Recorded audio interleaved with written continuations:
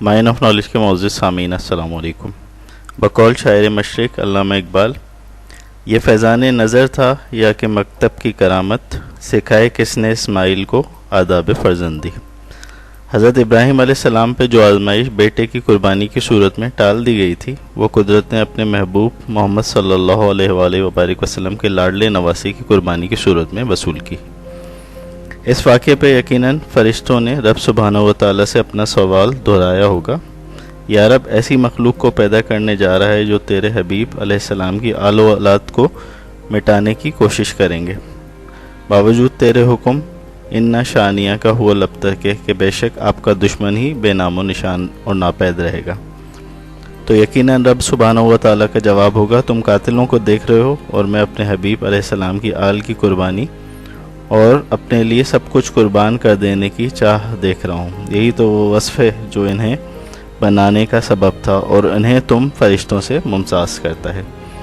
شاعر نے کیا خوب کہا ہے، زندگی بخش دی بندگی کو، آبرو دین حق کی بچا لی، وہ محمد کا پیارا نواسا جس نے سجدے میں گردن کٹا لی۔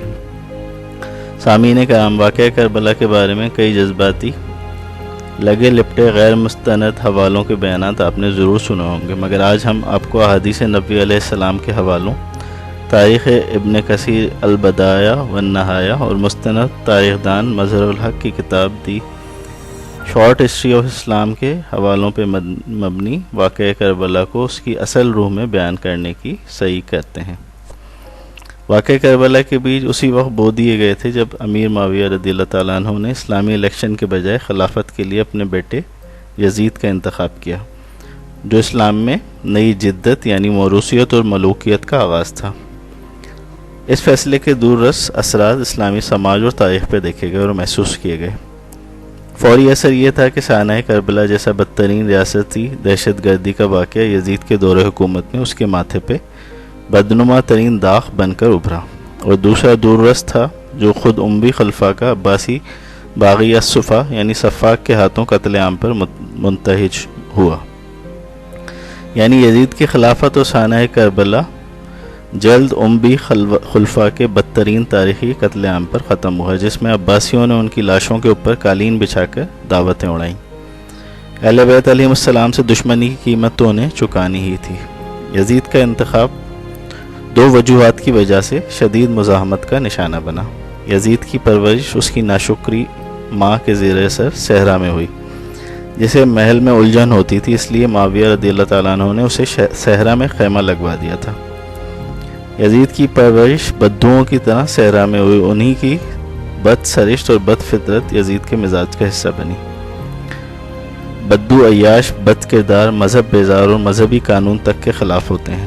یزید کا تخت پر بیٹھنا اسی لیے ناعاقبت اندیشانہ عمل تھا کہ وہ شہروں اور ریاست حتیٰ کہ مذہبی جذبات تک سے ناآشنا تھا۔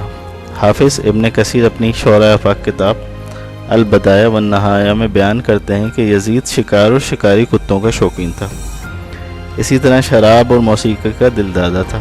جن مسلمانوں نے خلفائے راشدین کے پاکیزہ اوصاف کے خلیفہ دیکھے ہوں، وہ کیسے ایسے بد کردار انسان کو خلیفہ برداشت کر سکتے تھے، اور حضرت امام حسین رضی اللہ تعالیٰ عنہ وہ وقت کیسے بھول سکتے تھے جب عظیم خلیفہ وقت کے بیٹے ابن عمر رضی اللہ تعالیٰ عنہ سے کھیلتے وقت انہوں نے فرمایا تھا، تمہارا باپ تو میرے نانا کا غلام ہے۔ تو خلیفہ اسلام عمر فاروق رضی اللہ تعالیٰ عنہ، جن کی ہیبت سے کیسر و کسرا کی عظیم سلطنتیں لرز رہی تھیں، وہ خود امام حسین علیہ السلام کی چوکھٹ چومنے اس درخواست کے ساتھ چلے آتے ہیں کہ حسین بیٹا، یہ بات لکھ کے کاغذ پہ دے دو کہ میں آپ کے نانا محمد صلی اللہ علیہ وآلہ وبارک وسلم کا غلام ہوں، تاکہ میں قبر اور حشر میں فرشتوں کو یہ سند دکھا سکتوں۔ یزید ان پاکیزہ ہستیوں کو مٹانے کی کوشش میں تھا جن کی بخشش کا پروانہ اس عمر رضی اللہ تعالیٰ عنہ کو درکار تھا، جن کے بارے میں حضور علیہ السلام نے فرمایا تھا، میرے بعد کوئی نبی ہوتا تو عمر ہوتے، اور جن کی نیکیاں آسمان کے ستاروں کے برابر ہیں۔ اللہ اللہ۔ حضرت عثمان غنی رضی اللہ تعالیٰ عنہ کی شہادت نے فتنے کا دروازہ اسلام میں کھول دیا تھا۔ وہاں یزید کی خلافت نے خانہ جنگی کے بند کھول دیے تھے۔ واقعہ کربلا اس خانہ جنگی کا پہلا مظہر تھا۔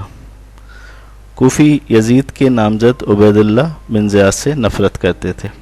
جو کسائی کے لقب سے مشہور تھا۔ کوفیوں نے حضرت امام حسین رضی اللہ تعالیٰ عنہ کو کوفہ بلایا کہ وہ ان کی قیادت کریں اور اموی خلفاء سے نجات دلائیں۔ بڑے صحابہ کرام نے شہزادہ اہل بیت علیہ السلام کو کوفیوں کی بدتنیت اور دھوکے باز فطرت کے سبب کوفے جانے سے منع کیا، مگر امام علی مکان نے اس کے باوجود کوفہ جانے کا فیصلہ کیا اور مسلم بن عقیل رضی اللہ تعالیٰ عنہ کو وہاں کے حالات جاننے کے لیے بھیجا۔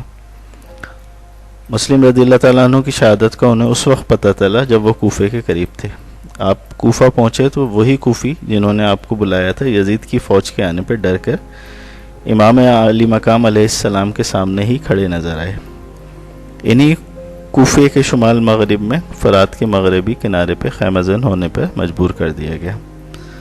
پہلی محرم الحرام کو امام کے ساتھ 80 مرد، عورتیں، بچے اور قریبی ساتھی موجود تھے، جبکہ یزیدی فوج 4000 لوگوں پہ مشتمل تھی۔ یہ 680 AD کا واقعہ ہے۔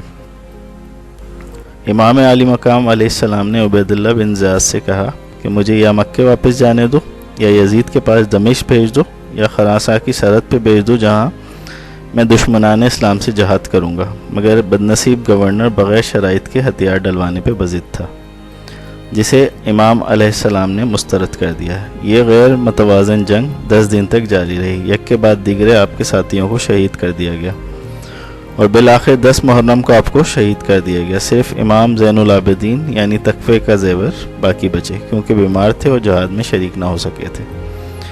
معرکہ کربلا بظاہر یزید کی وقتی فتح دکھائی دیتا ہے، مگر یہ فتح صرف ایک خالی اور وقتی فتح تھی۔ ٹھیک 60 سال بعد اس کا نتیجہ اموی خلفاء کا خاک و خون میں لوٹنے اور اموی خلافت کے خاتمے پر منتہج ہوا۔ مغربی تاریخ دان ولیم موئے کہتا ہے سانحہ کربلا نے نہ صرف اموی خلافت پہ کاری ضرب لگائی بلکہ اسلامی خلافت کے بھی آنے والے وقتوں میں خاتمے کا سبب بنا۔ اس کی بڑی وجہ ایک نئے فرقے اہل تشیع کا وجود میں آنا تھا جس نے مسلمانوں کو ہمیشہ کے لیے تقسیم کر دیا۔